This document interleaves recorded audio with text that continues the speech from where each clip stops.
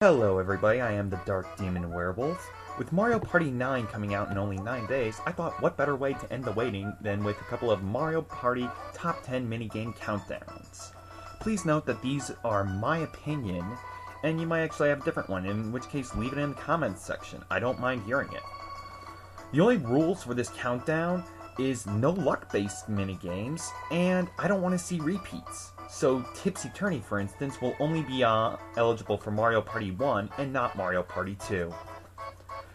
Just so everybody knows, I plan on playing as DK for Mario Parties 1 through 4, and Waluigi as Mario Parties 5 through 8. With all that said, let's get this top 10 started with the 10th place minigame.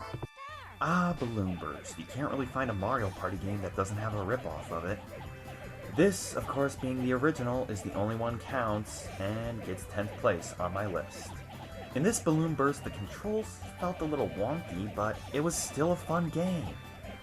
Not really much more I can say to this other than, why are we always having a minigame involving Bowser with these facelit Balloon Bursts? Oh well, I guess that's just what they wanted. 9th place really takes you back to your childhood. In Buried Treasure, you were just looking for buried treasure. Now, unlike when you were a kid, you didn't get punished when you dug up the backyard. No, you actually found a treasure chest with money in it. The game may have been a little bit luck-based, which is why it gets number 9, but hell, who doesn't want to find treasure in their backyard? 8th place platform Payroll feels like a Mario game more than a Mario Party minigame. While you're running across these falling platforms, there are blocks that get in your way trying to make you change your path and slow you down, as well as money scattered about for some reason. The only thing that I really find wrong with this game is why does it play polka? 7th place Grab Bag, or as it's more immaturely known as, the Rape Game, is one of the ultimate change-up minigames. In this game, so long as everybody has at least 10 coins, this is a you have a target on your back game. Everybody tries to gang up on you and steal your coins by grabbing you from behind and shaking what your mama gave you. I kid you not, as you can see, but it has the same background as another 3-on-1 game that personally I don't care for too much. You can lose anywhere between 5 and 1 coins in one grab, and depending on who's in first at the end of the game, that might actually be the winner thanks to stuff like the minigame star. 6th place Running of the Bulb was a unique Mario Party minigame.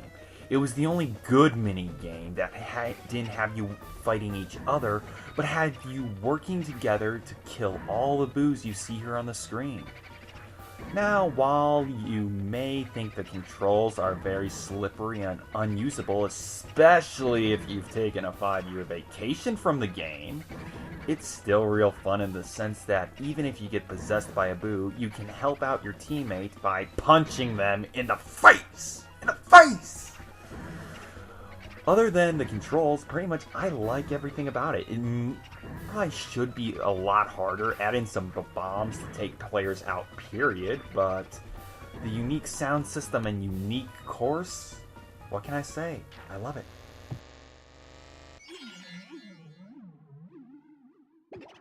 Fifth place Bobsled Run was a pretty good game. In the start, you pretty much try and get a speed boost by getting out of the starting line as fast as you can. And afterwards, it's pretty much a control race to the finish, trying to speed up and take turns. But I just had one big problem with this game. You only had one track, unlike in Mario Party 2, but Mario Party 2's Bobsled Run doesn't qualify. It's a remake, what can I say? That being said, this is the only one that qualifies, and even though it's not my favorite, I have to admit it's a very good minigame, and it's definitely good if it got onto a remake list.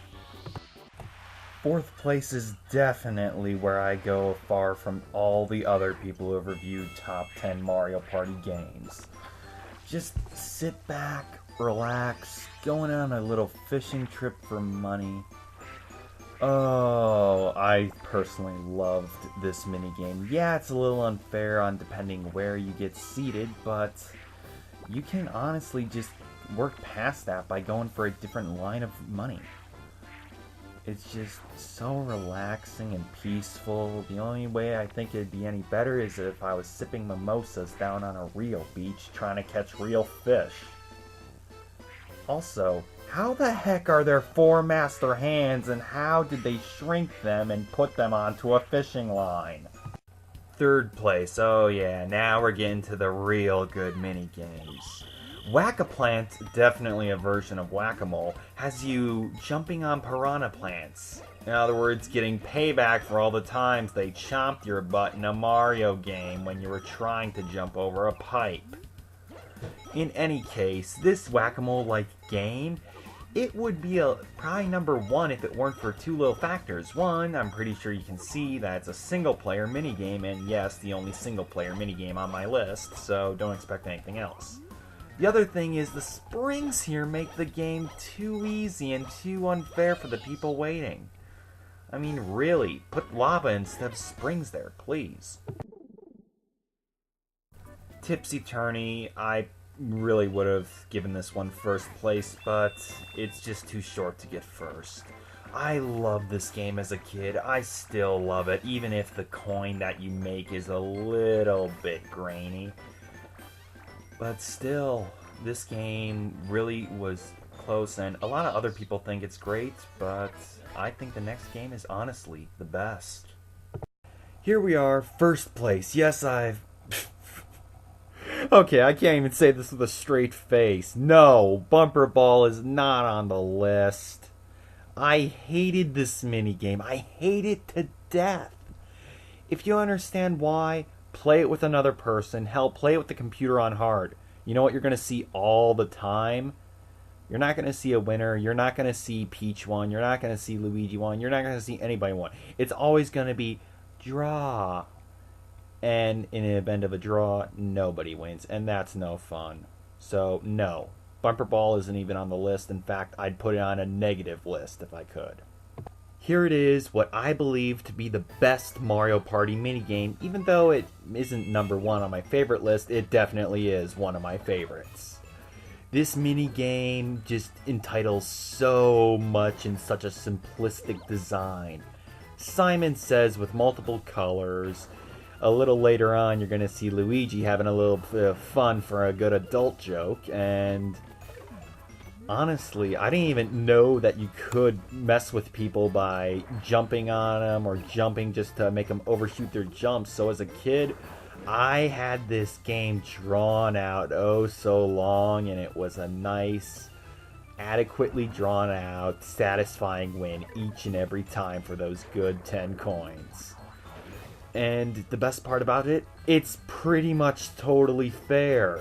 Even if the game does pick a color that's way out of the way, the game's going to have to run there too. So that is why it's my favorite minigame. That does it for my best 10 Mario Party minigames. Tomorrow I plan on uploading Mario Party 2's best minigames, and in that you're honestly gonna hear me venting a little bit from having to play the minigame cart. Other than that, just make sure you leave your headphones out of the plug, and I hope to see you all again for the next top 10 minigames. See you soon.